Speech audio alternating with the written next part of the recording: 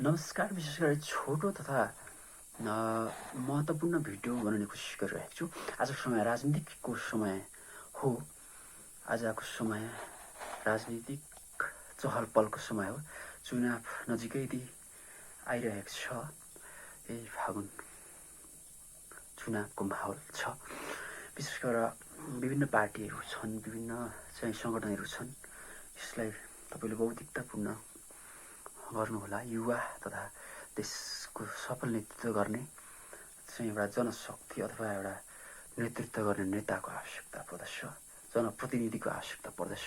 त्यसको लागि हामीले बौद्धिकता अपनाउनु पर्ने हुन्छ। विशेष गरेर विदेशमा 20 लाख प्लस नेपालीहरू रहेका छन्। उहाँहरूको लागि पनि यी भोटिङ हुनुपर्छ भन्न सक्छु म, किनभने उहाँहरूले पनि उहाँहरूको बौद्धिकताले वा उहाँहरूको भोटबाट पनि सही नेता छान्न सकिन्छ। आगामी वर्षहरूमा धेरै परिवर्तनका कुराहरू छन्।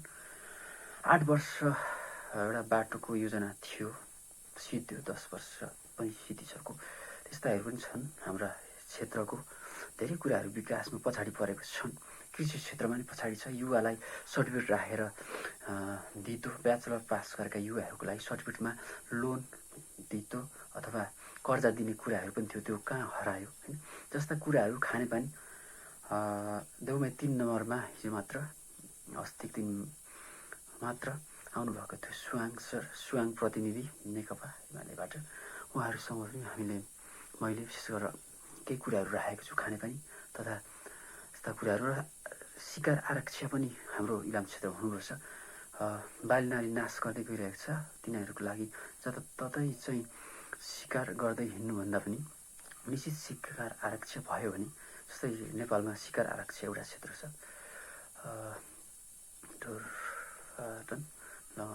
लगभग।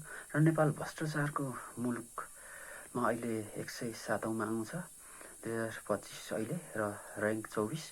2024मा चाहिँ विशेष गरेर 109 स्थानमा आउँथ्यो भ्रष्टाचार मुलुकमा।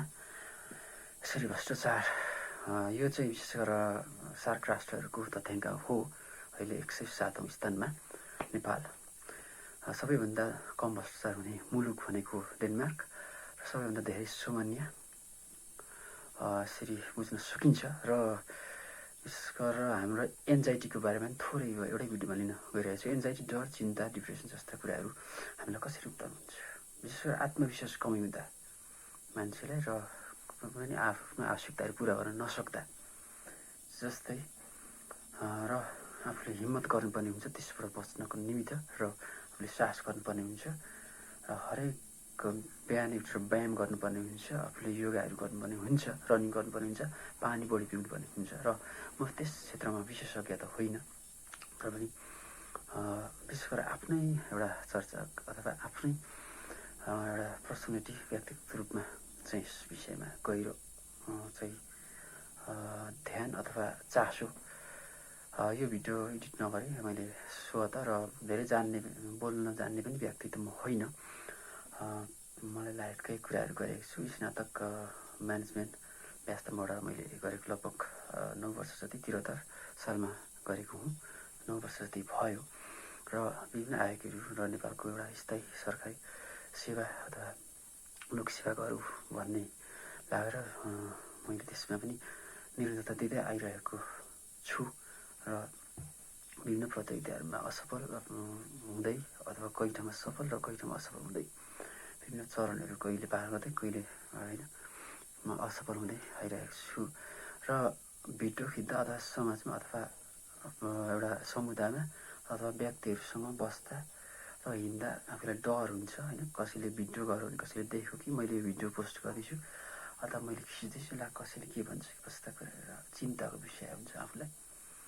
र विशेष गरेर मेमोरीको लागि होइन, भविष्यमा आफ्नो बाल्यकालहरूको सम्झनाको लागि पनि हामीले भिडियो गर्नुपर्ने हुन्छ अथवा फोटो खिच्नुपर्ने हुन्छ भन्ने एउटा सोख छ भने, जस्तै मैले पनि आफ्नो फोन नहुँदा पनि साथीहरूसँग मागेर पनि भिडियोहरू खिचेँ। र स्टेजमा गाउनको लागि मलाई रहर हुँदाखेरि साथीहरूलाई खिच्न लगाएर पनि होइन, मलाई ट्र्याक उपलब्ध गराइदिनु होला, तपाईँको भिडियोमा तपाईँको मोबाइलमा म ट्र्याक बजाउँछु भनेर पनि कति आफूले रहर पुरा गरेको छु। र कति गाउँघरमा अथवा बे बोतलमा नाच्दाखेरि र राम्रै नाच्थे होइन। त्यो साथीहरूले लैलैमा र नाच नाम दिएर नाच्यो र यसमा जम्पस्टिकहरू होइन, उल्टी जम्प सुल्टी जम्पहरू पनि सिक्यो गर्यो।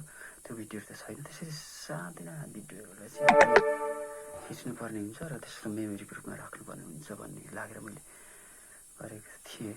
10 वर्षको लागि लगानी गर्नुहुन्छ भने रुख बिरुवा रोप्नुहोस् र 50-100 वर्षको होला भने भावी सन्ततिमा लगानी गर्नुहोस् भने जस्तै हो अहिले राजनीतिक अवस्था र आफ्नो एउटा करियर र समय सबैभन्दा बलि मान्छ। समयलाई सबैले ख्याल गरौँ। आजको दिन भोलि आउँदैन, तर आजको दिनलाई मेमोरीको रूपमा यस्तो थोरै समय लिएर आफूले गर्नुपर्ने हुन्छ र यस्तै भन्न चाहन्छु।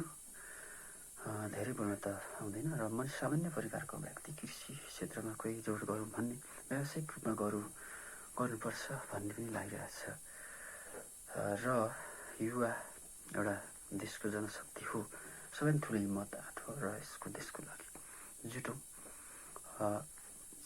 जहाँ इज्जत हुँदैन त्यहाँ नजानु र जसले इज्जत गर्दैन त्यसलाई पनि नगर्नु भने जस्तै एउटा आफूले विचार गरेर चाहिँ समाजमा बौद्धिकता रूपमा गरौँ र धेरै सोच विचार गरेर नै भनिन्छ नेपाल बौद्धिक हिसाबले अथवा आइक्यूको हिसाबले नेपाल कम मुलुकमा पर्दछ आइक्यूको हिसाबमा ऋणमा भनिन्छ। त्यसरी हामी जस्तो युवाहरू देशमा केही गरौँ भन्ने युवाहरूको लागि पनि एउटा माहौल बनोस्, देशमै बस्ने स्थिति बनोस्, वर्ष विदेश नजाउँ, देशमै केही गरौँ, रोजगारी होस् भन्ने जस्तो युवाहरूको लागि केही परिवर्तनको र आवाज फुलोस् भन्न चाहन्छु। नमस्ते।